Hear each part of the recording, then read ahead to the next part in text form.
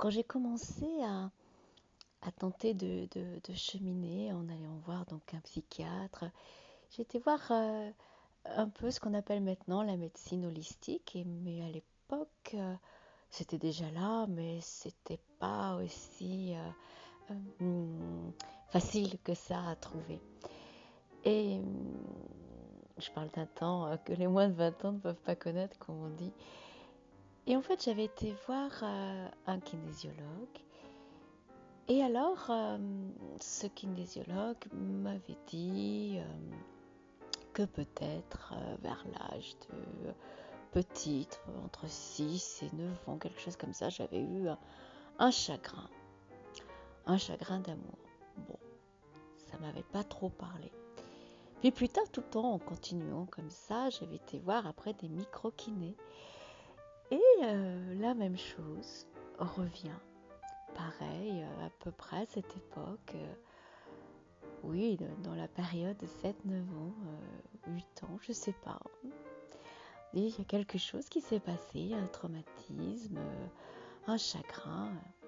J'avais beau chercher, je dis mais je vois pas, j'étais pas amoureuse d'un garçon, ou alors non, je voyais pas. Mais ça faisait quand même 2 fois qu'on me disait ça avec quelques mois d'écart et pas avec des personnes qui me connaissaient.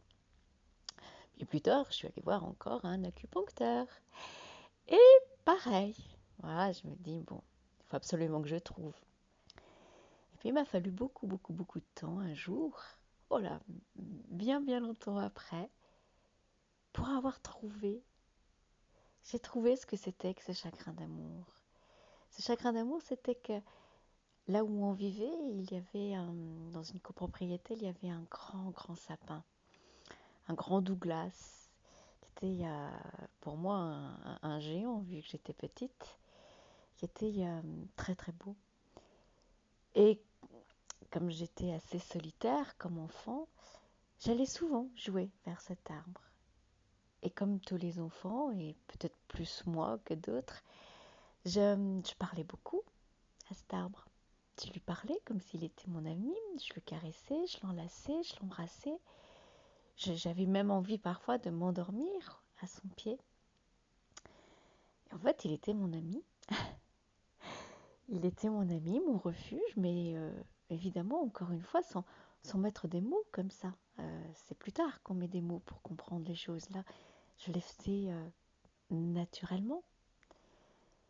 Et puis un jour, eh bien, je suis revenue de l'école et je voyais mon père sur le balcon de notre appartement et j'étais le rejoindre et je dis qu'est-ce qui se passe? Il me dit bah regarde, ils sont en train de tronçonner l'arbre en face. Et ça a été une catastrophe pour moi. Je disais mais pourquoi on le tronçonne? Et il m'explique que comme il faisait face à un immeuble et qu'il était très grand, que ses branches pouvaient abîmer l'immeuble et surtout les propriétaires qui étaient en haut des étages et qui avaient peur de ça. Et donc j'ai vu mon arbre être tronçonné, tomber. Et je crois qu'à partir de là, j'ai été tétanisée. J'ai peut-être même pleuré. Et évidemment, les adultes autour de moi se sont mis à rire en disant, bon, enfin, bon, ça va, c'est qu'un arbre. Se minimiser comme ça les chagrins. C'est peut-être pour ça que je l'ai mis sous mouchoir, ce chagrin-là, puisqu'on s'en est bien moqué. Et je crois même que c'est à partir de cette époque, moi, l'enfant solitaire, qui avait tellement besoin d'être aimé, d'être reconnu, qui avait tellement besoin d'être aimé par les autres, j'ai commencé à me dire que ces autres, il y avait une grande majeure partie de ces autres que j'allais détester, que je ne pouvais pas aimer, puisqu'ils étaient dans leur petit pouvoir, dans leur petit siège de propriétaire, parce qu'on est propriétaire, parce qu'il y a des branches qui vont toucher une fenêtre ou une tuile, on va couper des arbres. Et j'ai commencé à me dire qu'il y avait tellement de stupidité, de bêtises.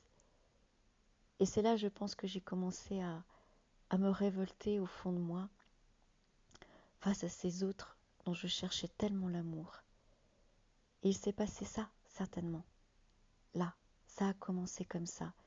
ce besoin des autres et ce refus des autres. Et on m'a toujours fait croire que j'avais peur de l'autre. Non, j'ai pas peur. Je le sais maintenant que j'ai pas peur. Je sais simplement que je peux très bien ne pas avoir de l'amour pour l'autre. Et c'est ça qui me faisait peur.